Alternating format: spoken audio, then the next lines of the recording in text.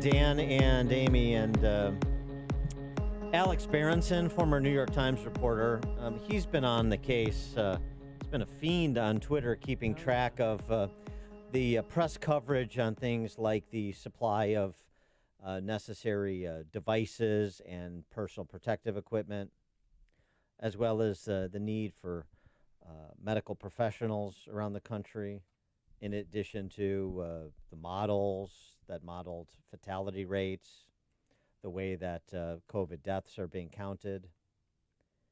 And he tweets, New York Times continues to slide further into fiction with this gem. The U.S. needs quote-unquote foreign doctors because hospitals are scrambling to address a shortage of medical professionals and keep a full supply of healthcare workers. This is New York Times story this week. Needs foreign How doctors. irresponsible is that? He tweets along with that headlines from East Texas. East Texas hospitals furlough workers amid COVID-19 pandemic. Oh, they're furloughing workers down in southern Illinois because the influx never happened. It never came. How about in New York? Glen Falls Hospital furloughs 337 workers. That's New York State. Trinity Health furloughs employees, cuts executive pay. That's in Montana. And it just goes on from there. I mean, is there perhaps maybe a hospital here or there, a particular locale that needs some additional support? Sure, that's possible.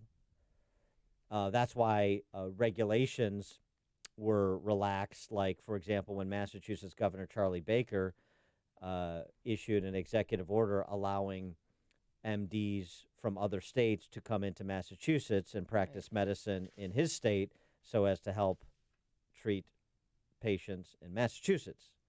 That's another way to do it, rather than this talk about a need to import foreign doctors. Is that really a need?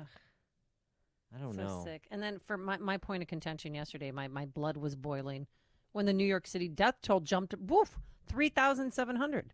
Because now they're just counting everyone who died from home, who's elderly, people who died in the hospital who are elderly, or on the streets who are elderly and homeless, or who are in nursing homes. They just decided to count them as COVID-19 deaths without even testing them. Yeah, well, that's per CDC guidelines. Those are the guidelines CDC okay. promulgated. So then they should it's a change CDC their guidelines. problem. Yeah, well, because it's misleading, it's bull jive, and it's making me think that this whole thing is just one big hoax. Well, it's not a hoax. I mean, it's a real virus, and people have really died, and people have really gotten sick, obviously, needed hospitalization, needed treatment. We've heard from survivors. The president met with survivors yesterday who had varying levels of severity of medical condition. You know, one who was a 44-year-old who played, tight end in football or something? Yeah, but the issue is why do you need to make it something it's not? Why can't you just make it what it is? Right. So that's when you start to Inflated question numbers. somebody's motives, is when they can't be honest about the numbers, they can't be honest about the inaccuracies or the mistakes. That's when you start to say, well, what is your real play here? Do you have some sort of ulterior motive if we can't just have an honest conversation about what we know to be true, as well as about what we don't know to be true? And that seems to be a good jumping off point to introduce our next guest. He is Dr. Jonathan Geach. He is a practicing anesthesiologist, and he's also the author of a piece that was on Medium briefly before it wasn't. We've seen that before. 8 Reasons to End the Lockdowns Now. Dr. Geach, thanks for joining us. Appreciate it. Oh, thank you for having me.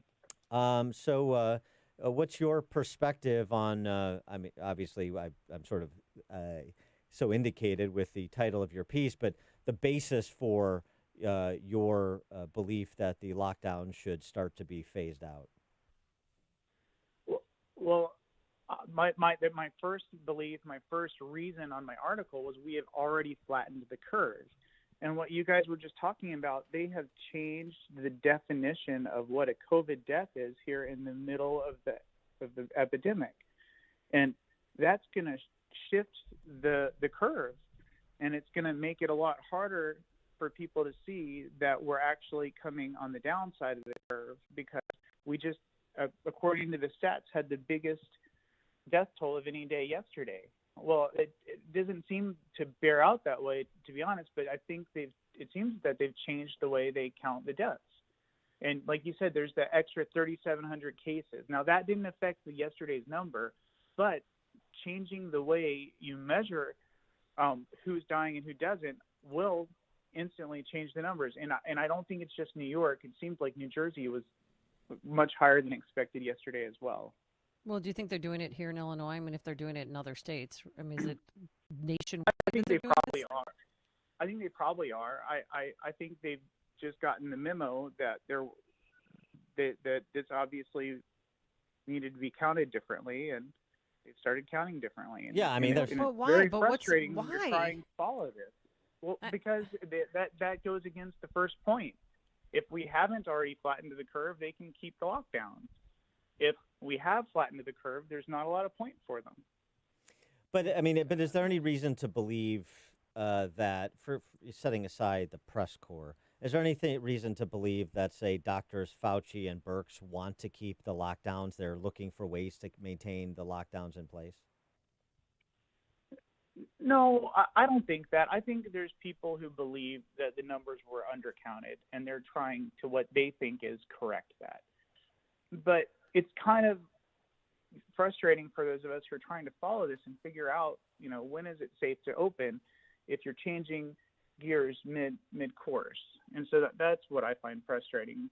And so I don't know why. I don't think Fauci and Birx are lying about things. I don't think they have ulterior motives. I just think they have they're looking at different data points than we're looking at, is my opinion. Yeah, and part of it is, and this is not necessarily redounded to, I mean, as much as the medical community is being lionized in terms of the response during this pandemic, and rightfully so, epidemiologists and modelers perhaps are not going to come out of this with the same standing in which they went in, based on the modeling that has been so radically off in terms of just about every metric. Yes. What's funny is we went into this because of the modeling. The original London model said 2 million people were going to die from this. And then we started following the Washington state model, which IHME model. And it originally said 600,000, then 200, 100, and now it's sitting around 60,000. But we followed those models so carefully when they said we were going up. Well, now the models say we're going down, but now we have to tread lightly. Well, discuss how, and you mentioned this in your article, how suicide may kill almost as many people as COVID-19 this year. Yes, suicide is a horrible situation, and it kills. In 2018, it was 48,000 Americans. Right now they're projected to have 60,000 Americans die of COVID, and we know how the projections have been so far. There was an article in the British Journal of Psychiatry that said the 2008 recession itself caused 10,000 additional suicides just due to the economic downturn. So people don't realize how destroying our economy is also going to destroy our health. It's also going to cause deaths. This is not something that we think about on a regular basis, but there is danger in not doing something just as much as there's danger in doing it. You don't have a good public health system without a good economy. You don't have a safe society without an economy. Oh, by the way, just in terms of violence, other sort of second level analysis of the consequences of the choices you make that people don't want to contemplate. They want to make this about lives versus money when, as you're pointing out, it's lives versus lives, that we've been pointing out for weeks. I wanted to ask you something about med school. There was a very interesting piece in the Wall Street Journal by Stanley Goldfarb, who's a former Associate Dean of Curriculum at University of Penn's School of Medicine. And one of the things he suggests coming out of this in terms of silver linings, rethinking how we do things, and there's so much of that actually, but with respect to educating the next generation of doctors, he points out that American medical training as a whole does not include a strong grounding in public health issues or disaster preparedness. Instead, 2 of the 9 specific curricular requirements decreed by the body that accredits medical schools are focused on social issues in medicine, the diagnosis of common societal problems, the impacts of disparity in healthcare on medically underserved populations, for example. He writes, physicians are highly educated, but it doesn't mean they know everything. even things broadly related to the practice of medicine. And he goes on to say it's been discouraging to see doctors on news programs struggle to explain the principles of drug testing, the nature of the scientific method, and the meaning, both positive and negative, of uncontrolled drug trials. He suggests that rather than having doctors take courses on how to combat food insecurity, they should perhaps take a course or two on public health and pandemic preparedness. Well, I agree that most medical schools don't have the level of public health training that you would want. It's been a few years. I went to medical school from 2001 to 2005, so things are probably different now than they were when I went. But we had a class in statistics and a class in epidemiology, and that was about the end of the public health training that we had formally in medical school. What are but you? I'm sorry. Go ahead. Sorry? No, I said I think personally it helped prepare me very well for this going on and understanding what's going on. But some people, like these classes more than others. Like I enjoy numbers. I like math. So I really enjoyed my statistics and my epidemiology classes, and they made a lot of sense to me. But a lot of people just kind of struggled through it and said, "Oh, I'll just do it for the sake of doing it." Yeah, sort of like how journalists struggle through arithmetic class. Jonathan, I wanted to get your reaction or your relaying how your colleagues in the medical community, doctors, nurses, frontline workers, administrators, and everybody in the medical community that you're in contact with, just your sense of their reaction to how this has all unfolded and the discussions now we're having about reopening.